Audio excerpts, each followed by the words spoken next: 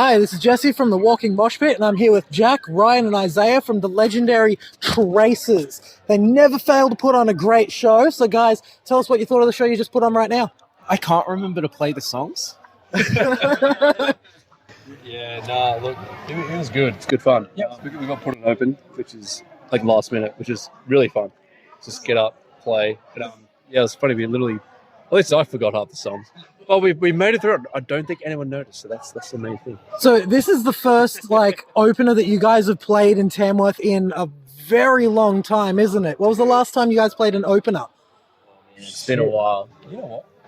In Hearts Wake, I think might have been the last one. In Hearts Wake, in Hearts Wake back in 2013.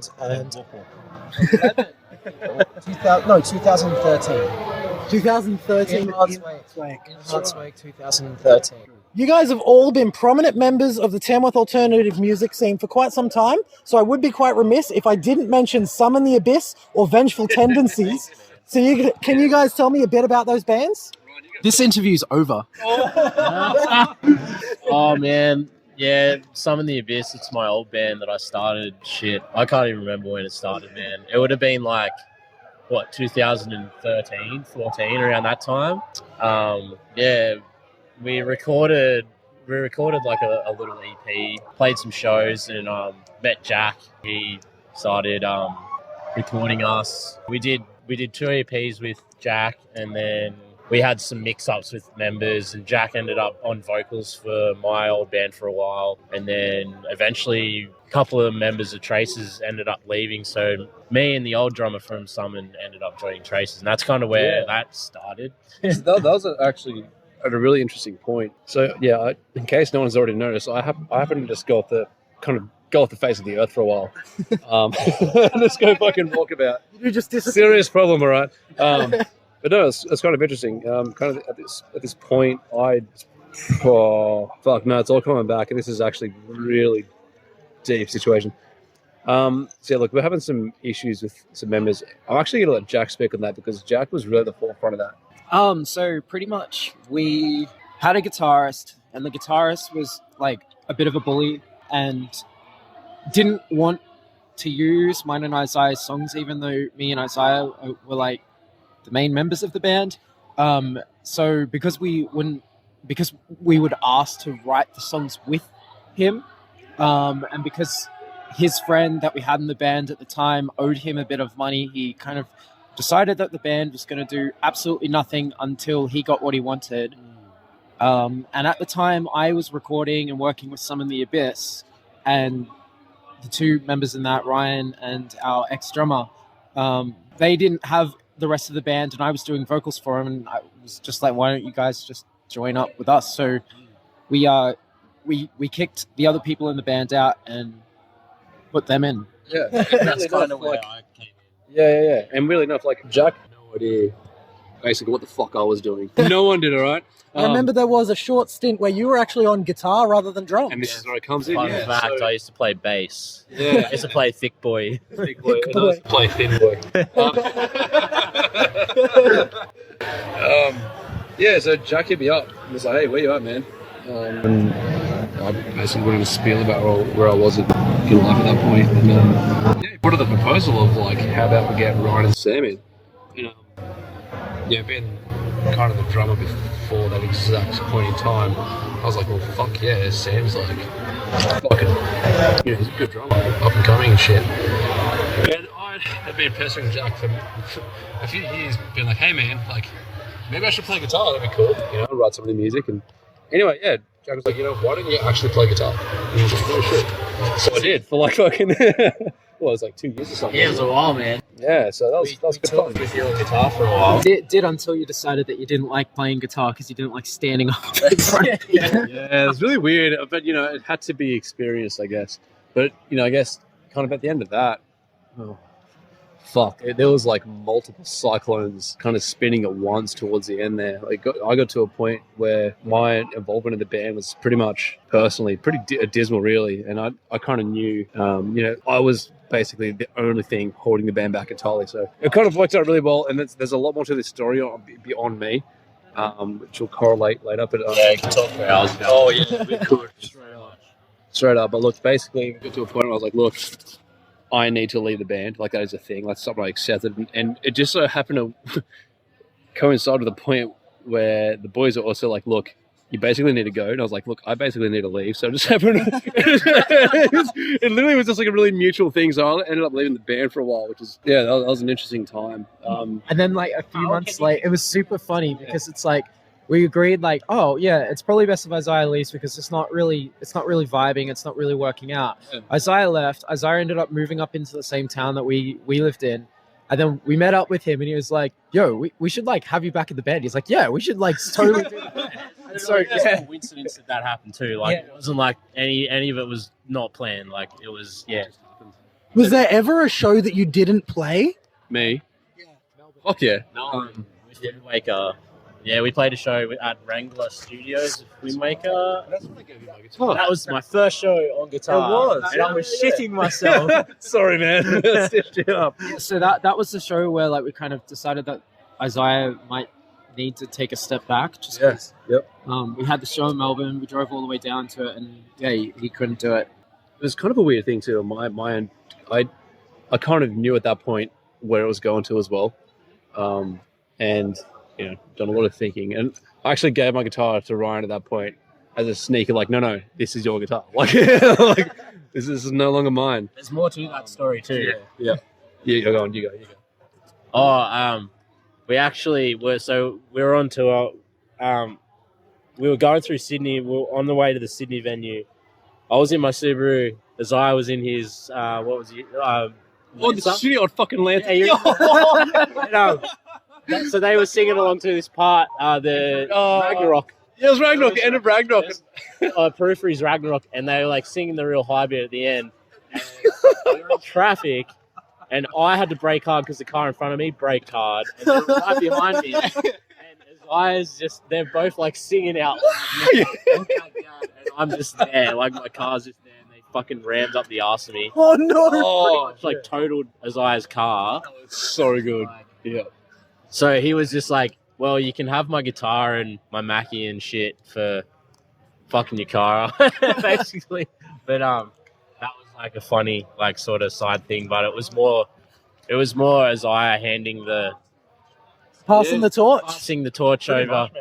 So it was like a pretty good moment. Yes. Well, as we have mentioned, the band's been through quite a wild, different history. We've had different band members come in and out. We've had changes to the lineup, but we've also had quite a few changes to the sound. So I'd like to know, what are some of the inspirations that you guys have for the band? Well, it's interesting. Like, I don't know, we all listen to such different shit. Yeah, we have like very diverse range of genres that we listen to in our personal lives and like every day. Like, I listen to everything from, like rap, like not country, but like, That's right. I don't know. I don't really know how to explain it. Like, like Chase Atlantic to like fucking Cat Stevens. Like, I don't know. Like, that just random shit, man. My ADHD is kind of.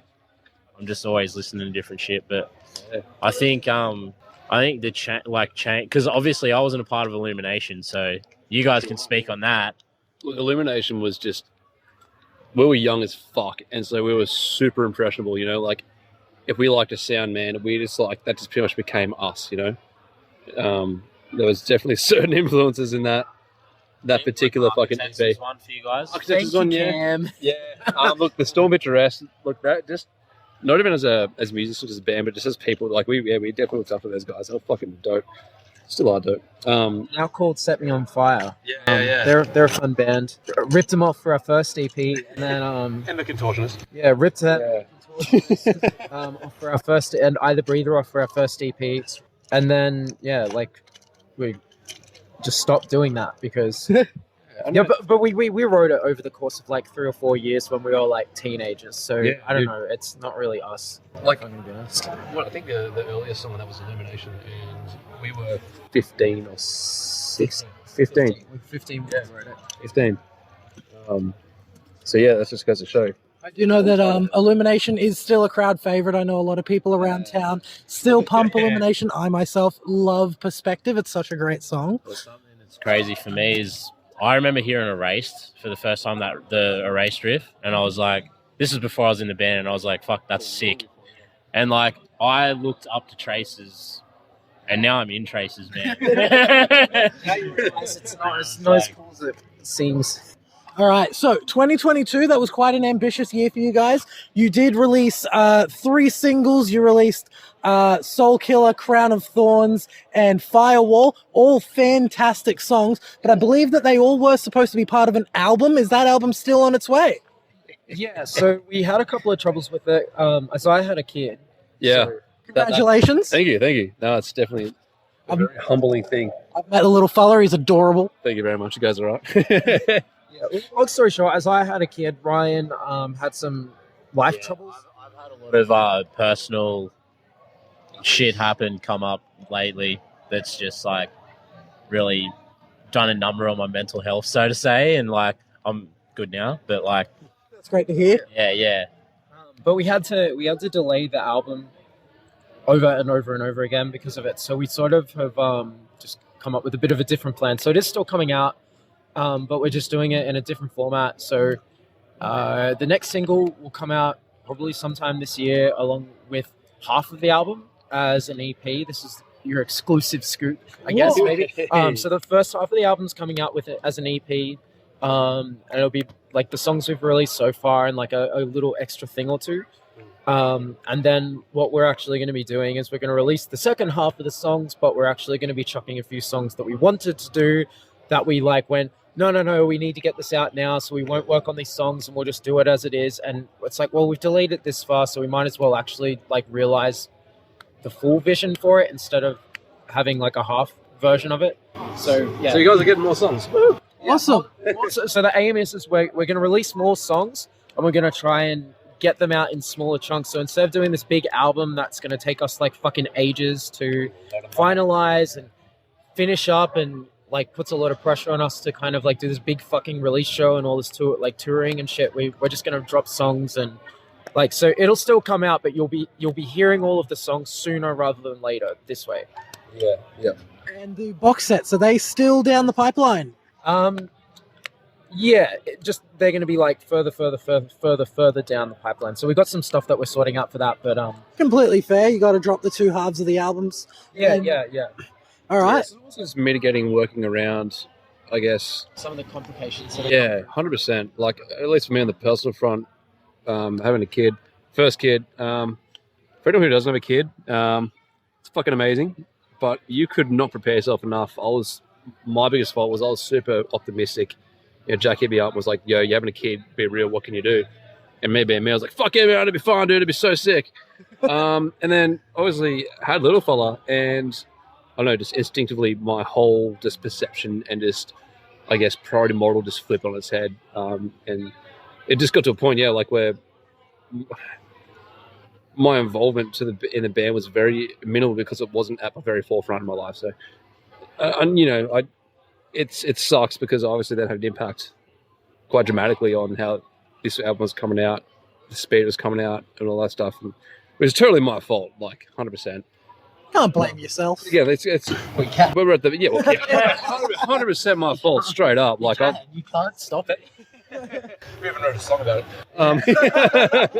it. Yeah. So look, at this point, it's just kind of just mitigating and working around the issues to make sure that you guys still get the music we promised you. It's just having it in a different way. But again, I think We just had to rework the plan. So Isaiah and Ryan can actually like do it, especially Isaiah, just because like when you don't like, so the thing is bands are really, really, really hard to do, and trying to do stuff at the caliber that we were doing it's almost like a full-time job. You need to be syncing. Like, I mean, I don't know how rich anyone listening to this is, but like all of us are pretty average people. We make average incomes. we all make average income. Like, we're not on full-time income. It's like we're on probably what the equivalent of most people make part-time.